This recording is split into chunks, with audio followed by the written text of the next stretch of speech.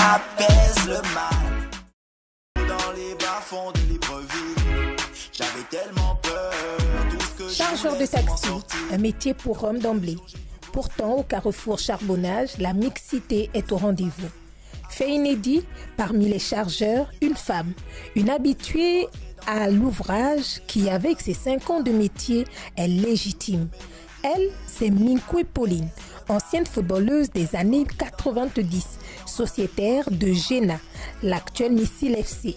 Aujourd'hui, par la force des choses, Pauline se retrouve là. J'ai commencé à jouer au ballon, j'avais 14 ans, à Missile. On appelait ça Géna à l'époque. Mon entraîneur, c'était le Delphin Kouachi. J'ai fait pratiquement, je peux dire 20 ans en train de jouer au ballon. Mon meilleur souvenir, c'est le match que j'ai joué, j'étais enceinte de 7 mois. Personne n'a jamais su que j'étais enceinte, à part le coach et une fille là, Tata Flora, elle est déjà à la gendarmerie en ce moment. On avait gagné la Coupe du Gabon. En quelle année? C'était en 96. Oh, beaucoup ont réussi, comme je parle de la gendarmerie, beaucoup sont rentrés à la gendarmerie, d'autres sont des enseignants, beaucoup sont rentrés à la gendarmerie. La promotion de 2003, 2004, beaucoup, la promotion là, vraiment, c'était pas une promotion où on demandait les dossiers, c'est le général qui était venu ce jour-là au stade.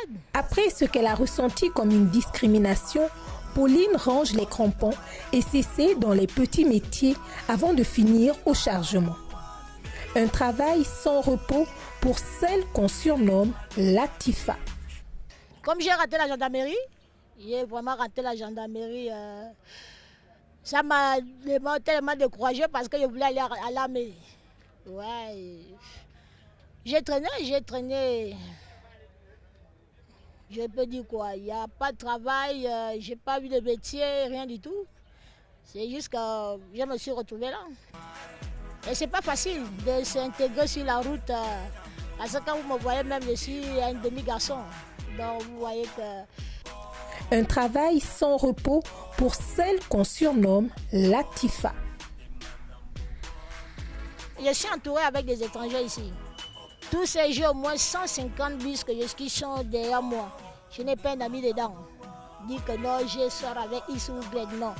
C'est la force. Dieu nous a, quand Dieu te donne les pieds, les mains, les yeux, on n'attend pas tout juste le mari, bien l'État va faire bien. Non, il faut que mes soeurs, on l'encourage.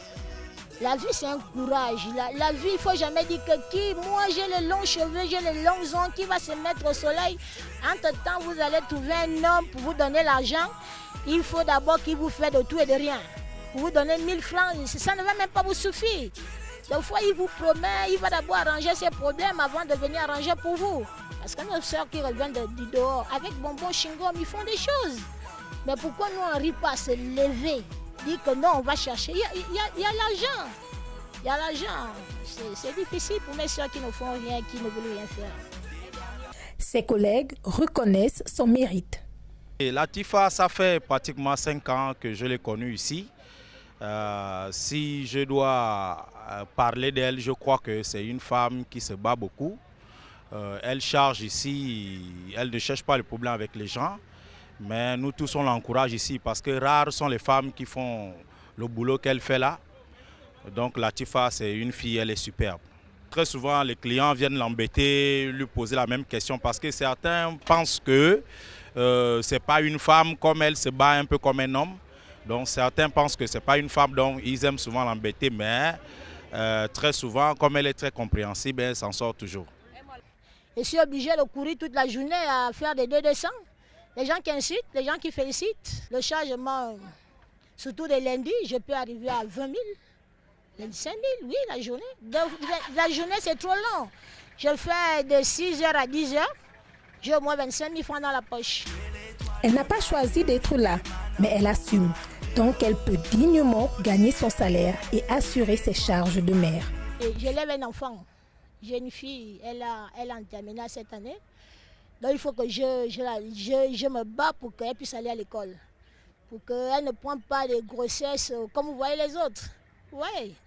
Donc, je ne paye pas le loyer, je vis chez moi. J'ai fait quand même le tout possible, de faire quelque chose, que je reste avec mon enfant à la maison, je ne suis pas locataire. La vie d'aujourd'hui fait déjà peur avec tout ça qu'on voit dans les télévisions, dans les unions. J'élève mon enfant, j'ai peur que je trouve quelqu'un qui va venir derrière moi, me faire que l'enfant quelque chose. Violer, donc je préfère élever mon enfant seul.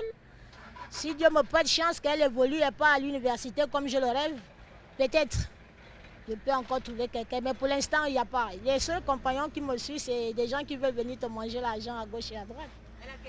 Minkwe Pauline, la trentaine révolue, un physique imposant, mère d'une fille de 19 ans, une réinsertion au forceps et pourtant un rêve toujours présent à l'esprit.